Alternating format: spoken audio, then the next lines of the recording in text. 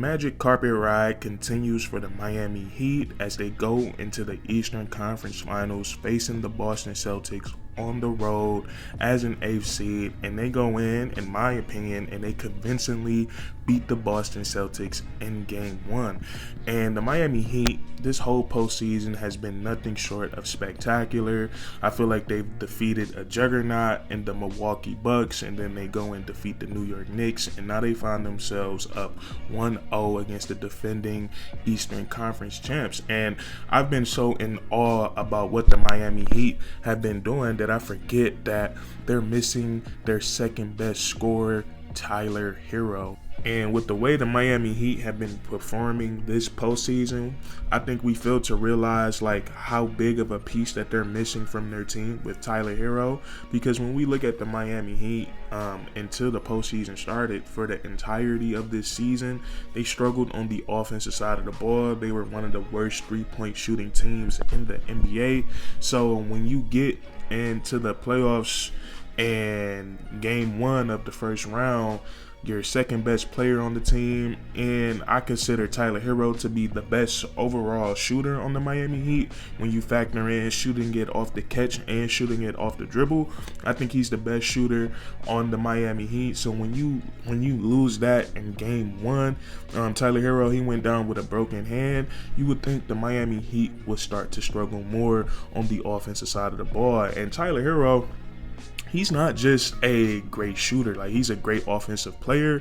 And right now in the playoffs, he could be taking a lot of pressure off Jimmy Butler and Kyle Lowry, because he can do just about everything on the offensive side of the ball. He's a legit 3-level scorer. He has good size for his position. He can put the ball on the floor. He can operate the pick and roll and set up himself and set up his teammates. And he's also a very solid finisher around the rim. So I think the Miami Heat, they're missing a huge chunk of their offense. And when good basketball teams, when they lose a player, and the Miami Heat in these postseason so far, they have proved that they are a great basketball team. And when great basketball teams, when they lose a player, it's always this is one of the most famous sayings, and not just in sports, but not just in basketball, but in all of sports, it's the next man up. And the Miami Heat, they have been doing a great job of representing that saying so far in the playoffs, and they have just displayed great resiliency. So many guys have been stepping up for the Miami Heat,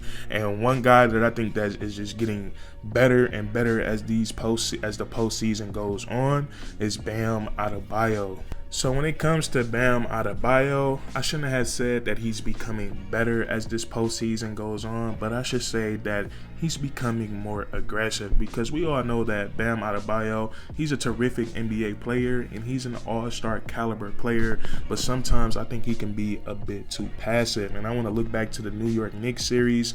2 out of the last 3 games against them, he had 23 points, 18 points, and then 23 points. And the New York Knicks, they have a really good front court as far as on the defensive side of the ball. They're very big and they make it very tough on you inside the paint. So I thought it was very impressive that Bam Adebayo, in the later stages of that series, he was able to figure out how he could be more effective as a scorer on the offensive side of the basketball. And his matchup, or the guy who was having to guard him for most of the season, was Mitchell Robinson. And Mitchell Robinson, don't get me wrong, and this is just what I see from watching him, he's a great rebounder and a great shot blocker, but he can't really move his feet. He's not laterally quick at all.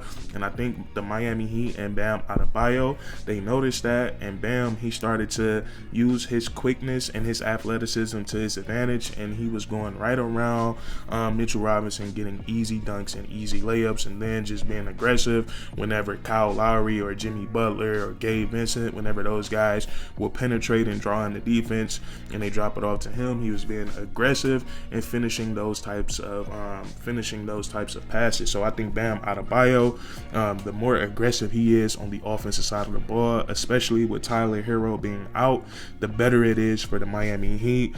Same thing in game 1 against the Boston Celtics. He comes out, he takes, I believe he took 13 shots clutch last night, and he was pretty efficient, and he finished with 20 points and 8 rebounds, and I think he had 4 or 5 assists. So it's a very good game for Bam Adebayo, and I think he has to step up even more offensively as the Eastern Conference Finals goes on, with Tyler Hero being out. And we all know that Bam Adebayo, what he does on the defensive side of the ball, I think he might be the best defensive big in the NBA, because you have to factor in, like, Bam is like 6'8", 6'9", and it doesn't affect him in the low post or around the rim, because he can jump out of the gym, and he usually has no problem getting vertical with other bigs. And then on the perimeter, he's the same size as a small forward, power forward, so he can really move his feet, and he can switch whenever Eric Spoelstra needs him to. So Bam Adebayo,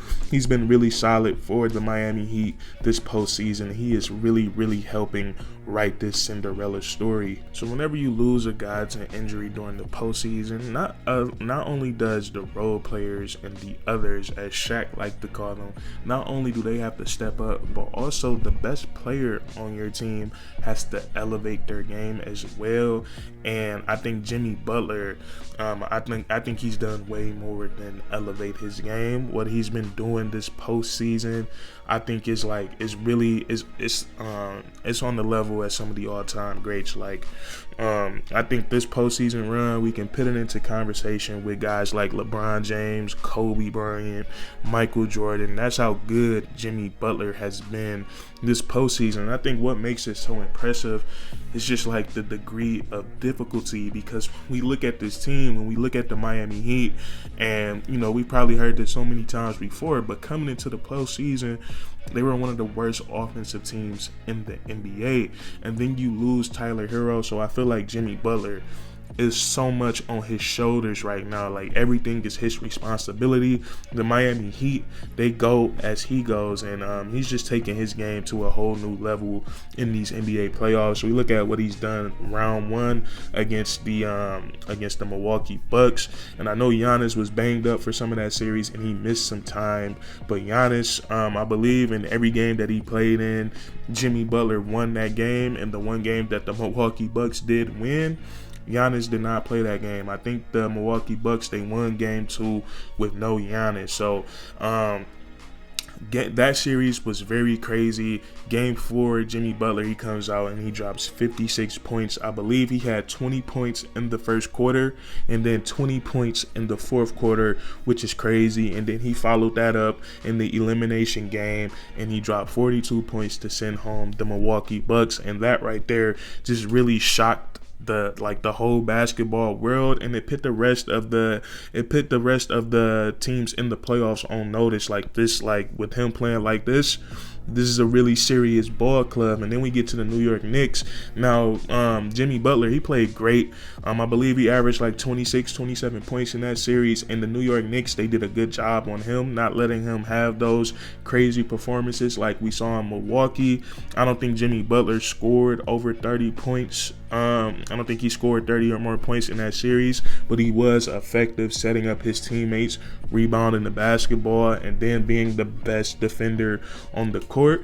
And they defeat the New York Knicks in 6 games. And then we get to the game 1 of the Eastern Conference Finals, and it's another Jimmy Butler masterclass. And the Boston Celtics, they really did themselves a disservice last night, because they're running the switch everything defense. And I think in situations like this, running the switch everything defense is so lazy, because Jimmy Butler was literally, especially in the fourth quarter, he was able to get whatever he wanted.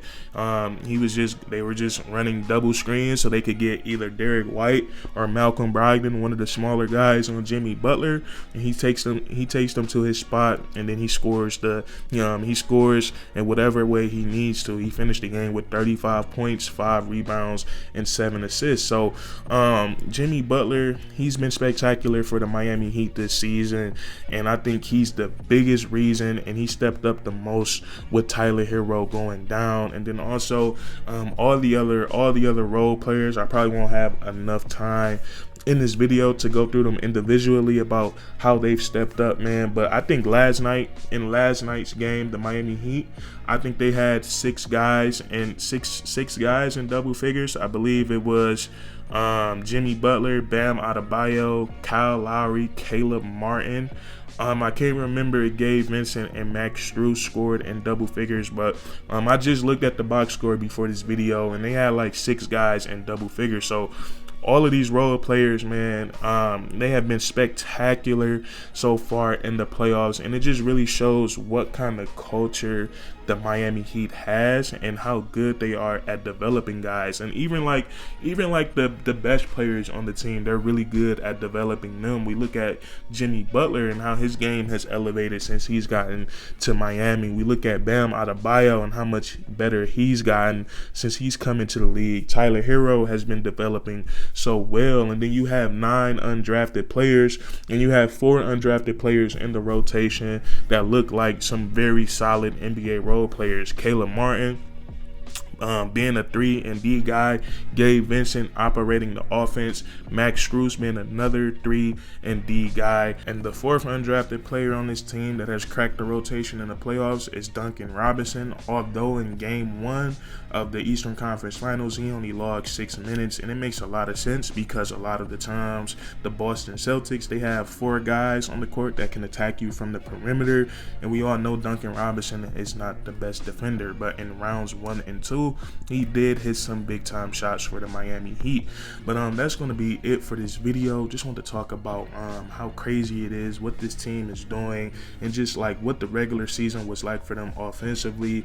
And then to lose Tyler Hero, who I believe is the 2nd best scorer on this team after Jimmy and the best overall shooter on the team. I think it's very impressive what the Heat are doing. But if you guys enjoyed, please leave a like, comment down below your thoughts, and then subscribe for more weekly content. We do this all the time, man. And that's curtains.